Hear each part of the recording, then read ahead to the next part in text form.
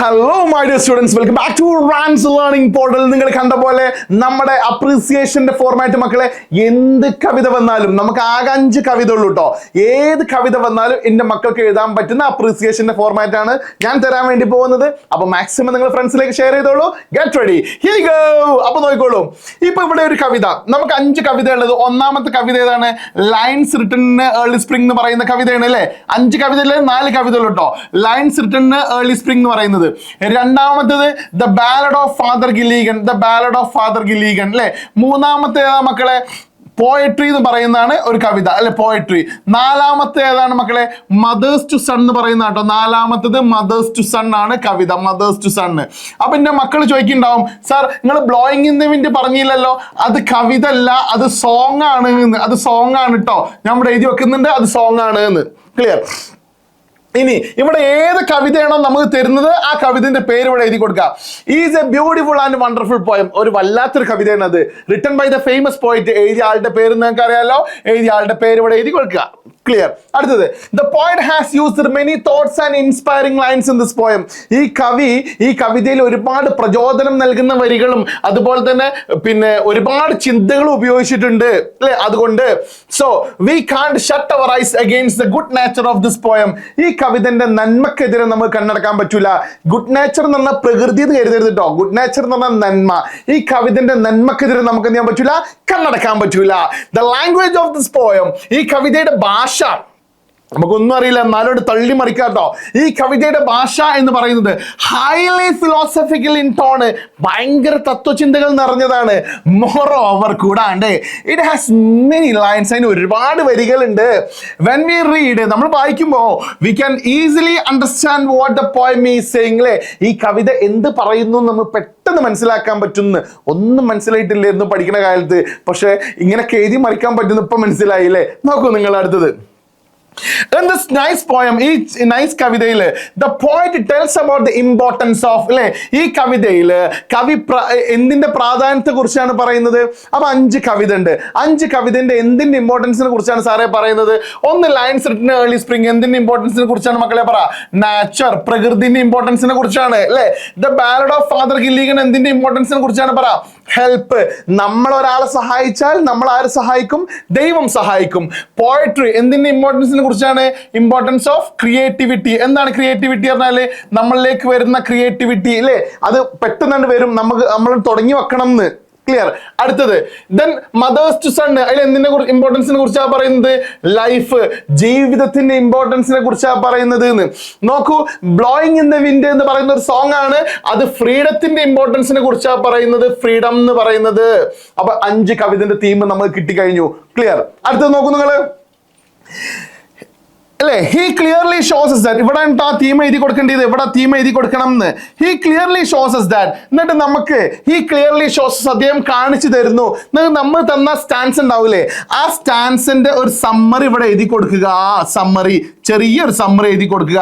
ഇനി ഒന്നും അറിയില്ല എന്നുണ്ടെങ്കിൽ ആ സ്റ്റാൻസ് തന്നെ ഇവിടെ എഴുതി വെച്ചാൽ മതി. പിന്നെ ആ ടെൻഷൻ തീർന്നല്ലോ. വിച്ച് മീൻസ് എന്നിട്ട് എന്ത് ചെയ്യാ, അതുകൊണ്ട് ഉദ്ദേശിച്ചത് എന്താണെന്നുള്ളത് പിന്നെ ചെറിയൊരു എക്സ്പ്ലനേഷൻ അപ്പൊ കൊടുത്താൽ മതി, സംഗതി വലുതായിക്കോളൂ കേട്ടോ. അടുത്ത നോക്കിക്കോളൂ, the rhyming scheme of the poem. ഈ കവിതയുടെ റൈമിംഗ് സ്കീം നിങ്ങൾക്ക് അറിയാലോ, A B B C C എന്നൊക്കെ പറഞ്ഞ സാധനല്ലേ, അതല്ലേ റൈമിംഗ് സ്കീം. അറിയാത്തവരുണ്ടെങ്കിൽ ഇതിൽ കമന്റ് അയച്ചോളൂ. ഒരു പോയറ്റിക് ഡിവൈസിനെ കുറിച്ച് നമുക്കൊരു വീഡിയോ ചെയ്യാം കേട്ടോ. അപ്പൊ റൈമിംഗ് സ്കീം കൂടെ എഴുതി വെക്കുക.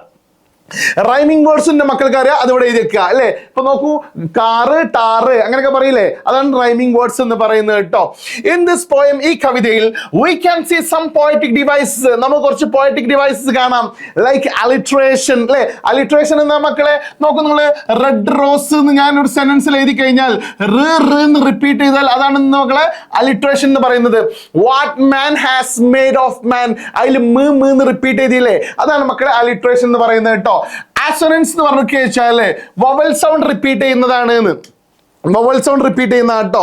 അപ്പൊ നിങ്ങൾക്ക് ഫോർ എക്സാമ്പിൾ പറയുകയാണെന്നുണ്ടെങ്കിൽ പിന്നെ here here cheer here cheer കണ്ട, ഇയർ എന്ന് റിപ്പീറ്റ് ചെയ്തില്ലേ, ഇയർ എന്ന് റിപ്പീറ്റ് ചെയ്തതാണ് മക്കളെ ആസോനൻസ് എന്ന് പറയുന്നത്. ഈസി ഈസി ശ്രദ്ധിക്കുക.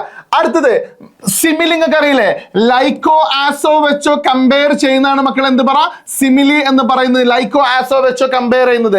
ഫോർ എക്സാമ്പിൾ, ഈ വീഡിയോ കാണുന്ന നീ ഒരു മാലാഖയാണ്, ഈ ഒരു മാലാഖയാണ്. ഇത് ഞാൻ ലൈക്കോ ആസോ ഒന്നും വെച്ചിട്ടില്ല കേട്ടോ, നേരിട്ട് കമ്പയർ ചെയ്യുന്നതിന് നമ്മൾ എന്തെന്ന് പറയാ, മെറ്റഫർ എന്ന് പറയാ അല്ലെ.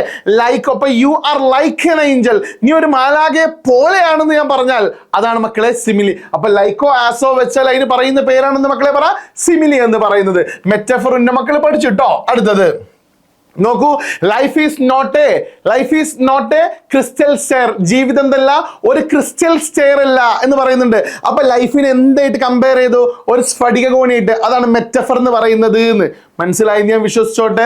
Here we go. നെക്സ്റ്റ് നോക്കിക്കോളൂ നിങ്ങള്, പേഴ്സോണിഫിക്കേഷൻ. എന്താ പേഴ്സോണിഫിക്കേഷൻ? മനുഷ്യനല്ലാത്ത ഒരു സംഗതിക്ക് മാനുഷിക പരിഗണന കൊടുക്കുക. ഇപ്പൊ നാച്ചുറിനെ കുറിച്ച് ഹെർ ബ്യൂട്ടി ഹെർ അല്ലെ എന്നൊക്കെ പറയുന്നുണ്ട്, ഒരു പെണ്ണാക്കിയിട്ട് പറയുന്നുണ്ട് പ്രകൃതിയെ കുറിച്ച് അല്ലേ. അപ്പൊ സി, അതാണ് പേഴ്സോണിഫിക്കേഷൻ. നിങ്ങൾക്ക് കവിത എടുത്ത സമയത്ത് മനസ്സിലായിട്ടുണ്ടാവും. ഇല്ലെങ്കിൽ അക്ഷയ് സാറിന്റെ ഈ പോയത്തിന്റെ എല്ലാ പോയത്തിന്റെയും ഷോർട്ട് സമ്മറീസ് നമ്മളെ ഈ ചാനലുണ്ട് മക്കളെ, അതൊന്ന് പോയി കാണണം. അതിൽ ഫുൾ പോയറ്റിക് ഡിവൈസ് എല്ലാ ചാപ്റ്ററിലും പറയുന്നുണ്ട്, കാണണം കേട്ടോ, വാച്ച് ചെയ്യണം. അടുത്ത് ഹൈപ്പർ ബെലെ എന്ന് പറഞ്ഞ അർത്ഥം എന്താ മക്കളെ? ഹൈപ്പർ ബോളി എന്നുള്ള വായിക്കില്ല, ഹൈപ്പർ ബെലെ പെരുപ്പിച്ച് കാണിക്കലാണ് എന്ന്. നമ്മള് ലൈൻസ് റിട്ടൻ ഏർലി സ്പ്രിംഗ് എന്ന് പറയുന്ന ചാപ്റ്ററിൽ ഐ ഹേർഡ് 1000 ബ്ലെൻഡഡ് നോട്ട്സ്, ഞാൻ ആയിരക്കണക്കിന് ശബ്ദങ്ങൾ കേട്ടു എന്ന് പറയുന്നില്ലേ, ആ പെരുപ്പിച്ച് കാണിക്കുന്ന നമ്മൾ എന്തെന്ന് പറയാ, ഹൈപ്പർ ബെലെ എന്ന് പറയാം മക്കൾ. അതുകൂടെ എഴുതി കൊടുക്കുക, എക്സെട്ര കേട്ടോ, etcetera. Rich add a special beauty to this poem. അതൊക്കെ ഈ കവിതയ്ക്ക് ഒരു പ്രത്യേക ഭംഗി നൽകുന്നുണ്ട്. The poem is really rich with wonderful images. ഈ കവിതയിൽ ഒരുപാട് ഇമേജുകൾ കൊണ്ട് സമ്പന്നമാണ്. ലൈക്ക് വിഷ്വൽ ഇമേജ്, കാണാൻ പറ്റുന്നത്. നോക്കൂ, ബ്ലോയിങ് ഇൻ ദ വിൻഡിൽ നമുക്ക് കാണാൻ പറ്റുന്ന ഏതൊക്കെയാണ് പറ, സാൻഡ്, ഡോവ് അല്ലെ, അങ്ങനെ കുറെ കാണാൻ പറ്റുന്നുണ്ട്. അതാണ് പീരങ്കി, കാനൺ ബോൾ കാണാൻ പറ്റുന്നതാണെന്ത്. പിന്നെ വിഷ്വൽ ഇമേജ്. ഓഡിറ്ററി ഇമേജ് അറിഞ്ഞാലോ മക്കളെ, കേൾക്കാൻ പറ്റുന്നത് അല്ലേ. ഐ ഹേർഡ് 1000 ബ്ലെൻഡഡ് നോട്ട്സ് എന്ന് പറയുന്നില്ലേ. അപ്പൊ ചിർപ്പിംഗ് ഓഫ് സാലോസ് എന്നൊക്കെ പറയുന്നുണ്ട്, കേൾക്കാൻ പറ്റുന്നതാണ് മക്കളെ എന്തെന്ന് പറയാ, ഓഡിറ്ററി ഇമേജ്, etc. ഇനി ചുരുക്കി പറയാട്ടോ. In short, we can simply say that the poem is really wonderful. കവിത അടിപൊളിയാണ്. And the style of writing expressed by the poet is amazing. എഴുതിയിരിക്കുന്ന രീതി സൂപ്പർ ആട്ടോ, തള്ളി മറിക്കുകയാണ്. Then പിന്നെ the poet expresses his thoughts and feelings, ideas, emotions in a beautiful manner. എല്ലാം കൂടെ എഴുതണമെന്നില്ല. According to me, it's a must read poem എന്നൊക്കെ പറഞ്ഞ് നിങ്ങൾക്ക് അവസാനം എഴുതി വെക്കാൻ പറ്റൂട്ടോ. അപ്പൊ നിങ്ങൾക്ക് 5 മാർക്ക് സെറ്റായി. ഏത് കവിത വന്നാലും ഇനി ദയവ് ചെയ്ത് ചോദിക്കരുത് ഏത് കവിത വരും സാറേ, ഏത് കവിത വരും ഒന്ന് പ്രെഡിക്റ്റ് ചെയ്യാവോ. ഏത് കവിത വന്നാലും എഴുതാനുള്ള ആൻസർ നമ്മൾ എടുത്തിട്ടുണ്ടെങ്കിൽ ഇത് പഠിക്കുക. നാളെ ഏത് കവിത വന്നാലും എന്റെ മക്കൾ തന്നെ എഴുതി വെക്കുക. So thank you very much. അപ്പൊ മറക്കണ്ട, ഇന്ന് കൃത്യം 7 മണിക്ക് ഞാനും അക്ഷയ് സാറും വരുന്നുണ്ട്. ലൈവ് കാണാൻ മറക്കണ്ട മക്കളെ. മാത്രമല്ല, നിങ്ങളുടെ SSLC നമ്മുടെ കയ്യിലാണ്, നമ്മൾ സെറ്റാക്കും. റാൻസിന്റെ ചാനൽ ഫോളോ ചെയ്യാത്തവരാണെന്നുണ്ടെങ്കിൽ ഇത് ഫോളോ ചെയ്യുക. കൂടാണ്ട് +1 ചാനലും കൂടെ ഒന്ന് സബ്സ്ക്രൈബ് ചെയ്ത് വെച്ചോളൂ കേട്ടോ. റാൻസ് +1 സബ്സ്ക്രൈബ് ചെയ്ത് വെച്ചോളൂ. ഈ വീഡിയോ നിങ്ങൾ മാക്സിമം നിങ്ങളുടെ ഫ്രണ്ട്സിലേക്ക് ഷെയർ ചെയ്യുക. Bye bye.